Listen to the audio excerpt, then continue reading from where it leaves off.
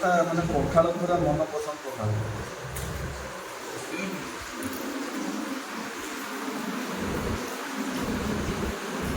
ଜୟ ଜଗନ୍ନାଥ ସାଙ୍ଗମାନେ, ଆପଣମାନଙ୍କୁ ସ୍ୱାଗତ ମୋର ଆଉ ଗୋଟେ ଭିଡ଼ିଓକୁ। ତ ସାଙ୍ଗମାନେ ବର୍ତ୍ତମାନ ଭିଡ଼ିଓଟା ହେଉଛି ଆଜିର ନାହିଁ, ବର୍ତ୍ତମାନ ଯେମିତି ଖରା ହେଉଛି ଆପଣମାନେ ଜାଣିଛନ୍ତି 40-42 ଡିଗ୍ରୀ ହେଉଛି। ଆମେ ଅଛୁ ମାଇନ୍ସ ଏରିଆରେ, ତ ବହୁତ ଜୋର ତାର ବି ଖରା ବି ବହୁତ ପ୍ରଭାବ ପଡ଼ୁଛି। ତ ସେଇ ହିସାବରେ ଆଜି ଆମେ ଆସିଛୁ, ଆଜି ଗୋଟେ ନୂଆର ଗୋଟେ ବ୍ଲଗ୍ ମୋର ହେବ। ପଖାଳ ଭାତର ଗୋଟେ ରେସିପି ତିଆରି କରିବି ମୁଁ, ମାଟି ହାଣ୍ଡିର ପଖାଳ ଭାତ। ତ ଆପଣମାନେ ନିହାତି ଦେଖନ୍ତୁ, ଆଗକୁ ଭିଡ଼ିଓଟା ଜାଣିପାରିବେ କେମିତି ଆମର ପଖାଳ ଭାତ ବନା ହେଉଛି। ତ ସାଙ୍ଗମାନେ ବର୍ତ୍ତମାନ ଏ ଭିଡ଼ିଓ ମଧ୍ୟ ଆପଣଙ୍କୁ ଦେଖେଇବି ଯେ ଦହି ପଖାଳ କେମିତି। ଭାଇମାନେ ଏବେ ଆମର ଶାଗ ଭଜା ହେଉଛି, ପିଆଜଟା ପକା ଶାଗ ଭଜା ହେଉଛି ବର୍ତ୍ତମାନ।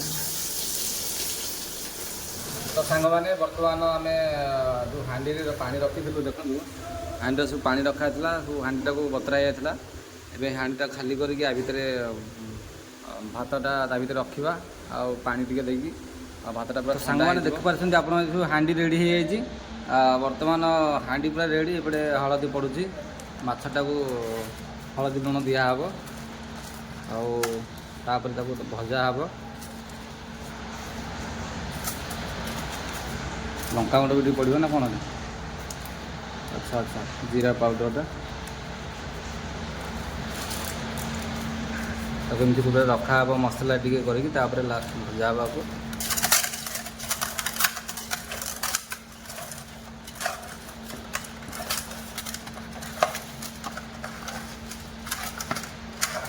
ତ ଦେଖ ଭାଇମାନେ, ବର୍ତ୍ତମାନ ଶାଗଟା ଆମର କଟିଂ ଚାଲିଛି। ପୁଷ୍ପା ଭାଇ ଆମର କାଟୁଛନ୍ତି ଶାଗ, ଆଉ କଟିଂ ସରିଲେ ତାକୁ ଭଜା ହେବ। ତ ଭାଇମାନେ ଦେଖ, ବର୍ତ୍ତମାନ ପଖାଳ ଭାତ ରେଡ଼ି ହେଇଯାଇଛି। ଏବେ ଆକୁ ଆମେ ପାଣି ଦେବା ଇଏ ଭିତରେ, ଭାତ ଭିତରେ।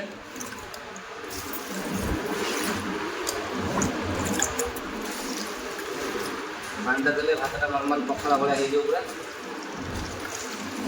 ଆଉ ଘଣ୍ଟେ 1.5 ଘଣ୍ଟା ଆଗରୁ ଟିକେ ପାଣି ଦେବାକୁ ପଡ଼ିବ, ନହେଲେ ଇଏ ପୁରା ଗରମ ହେଇଯିବ, ଖାଇପାରିବେନି। ଥଣ୍ଡା ଟିକେ ହେଇଯିବ ଦରକାର।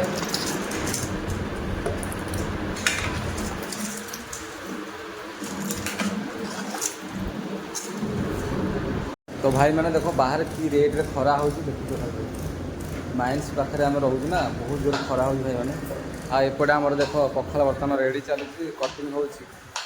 ସେପଟେ ଶାଗ କଟିଂ ଚାଲିଛି, ଏପଟେ ପିଆଜ ବି କଟିଂ ହେଉଛି।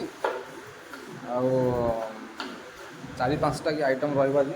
ଆପଣ ଦେଖିବେ କେମିତି ତାର ପଖାଳଟା, ଆମର ଯେଉଁ ଓଡ଼ିଆ ଖାଇବାର କେମିତି ପଖାଳ ହେଉଛି।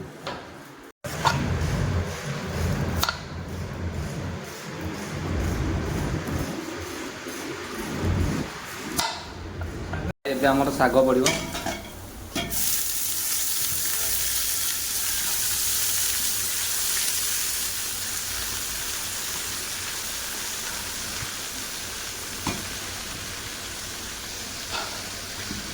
ସାଙ୍ଗମାନେ ଏବେ ଭାତ ମୁଁ ହାଣ୍ଡି ଭିତରେ ରଖୁଛି, ଦେଖନ୍ତୁ ଭାତଟାକୁ ମୁଁ ହାଣ୍ଡି ଭିତରେ ରଖୁଛି।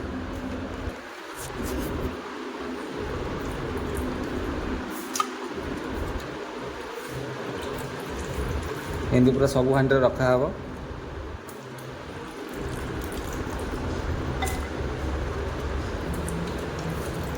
ରଖିଲା ପରେ ଭାତଟା ପୁରା ଥଣ୍ଡା ହେଇଯିବ ସାଙ୍ଗମାନେ, ପଖାଳଟା ଥଣ୍ଡା ହେଇଗଲେ ଭଲ ଲାଗିବ।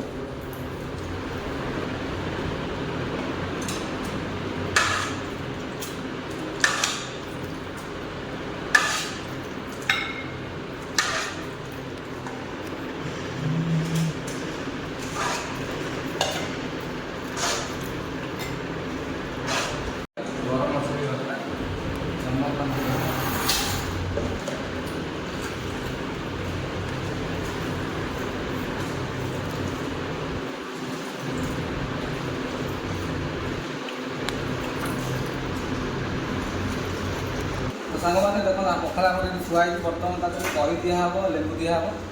ତ ଦେଖନ୍ତୁ ଲେମ୍ବୁ ଆଉ ଦହି ଦିଆଯାଉଛି ପଖାଳରେ।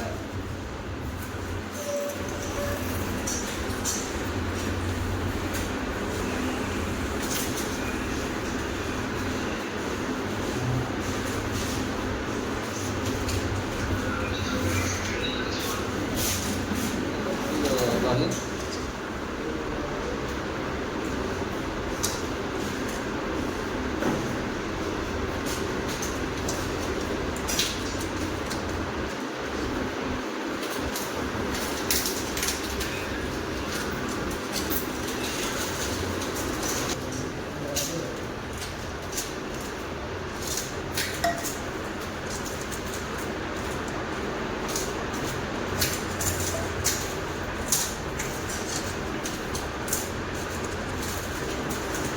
ସାଙ୍ଗମାନେ ଦେଖନ୍ତୁ ଆମର ପଖାଳ ପୁରା ରେଡ଼ି ହେଇଯାଇଛି, ଦହି ଲେମ୍ବୁ ଦହି ଛୁଙ୍କନ୍ତି। ତ ଦେଖନ୍ତୁ ବର୍ତ୍ତମାନ ଆମର ଟିକେ ତାକୁ 10-15 ମିନିଟ୍ ଛଡ଼ା ହେବ। ସେପଟେ ଆମର ଆଳୁ ଚଟକା ହେଉଛି, ଆଉ ଦହିଟା ତ ସରିଲାଣି। ସାର୍ ମାନେ ଏଠି ବସିଛନ୍ତି, ଆମ ସାଇଟ୍ର ଇଞ୍ଜିନିୟର ସାର୍ ମାନେ।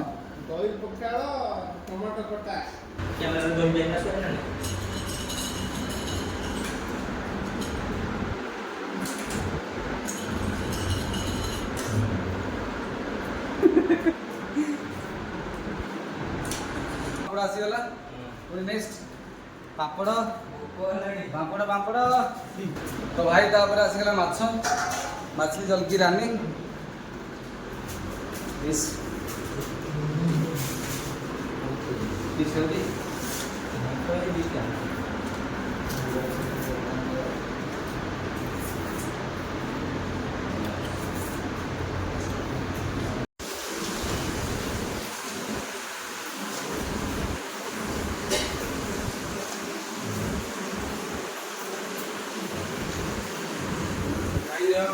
दही पखाल दही माटी हांडी या आइटम 1 2 3 4 5 6 7 8 भात को मिसले 8टा आइटम। तो आमर जो ओडिया घर जो पखाल भात जो रही माटी हांडी पखाल, तो आप केमती लगे सेटा तो निहाती कहबे। आम भी आरंभ करूँ खाइबा रेडी रेडी आम सार माने सार माने खाई बस भल लगे पखालटा जबरदस्त।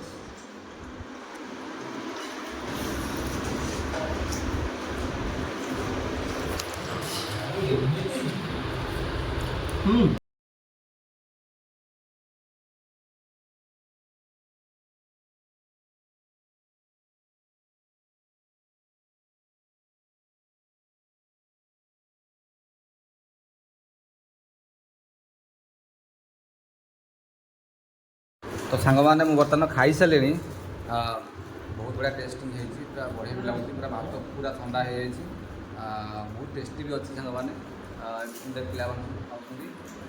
तो जदि आप वीडियो भल लगे तो लाइक और शेयर करेंगे, सब्सक्राइब करदे नुआ आसते जदि। तो नमस्कार, जय जगन्नाथ, रखुची।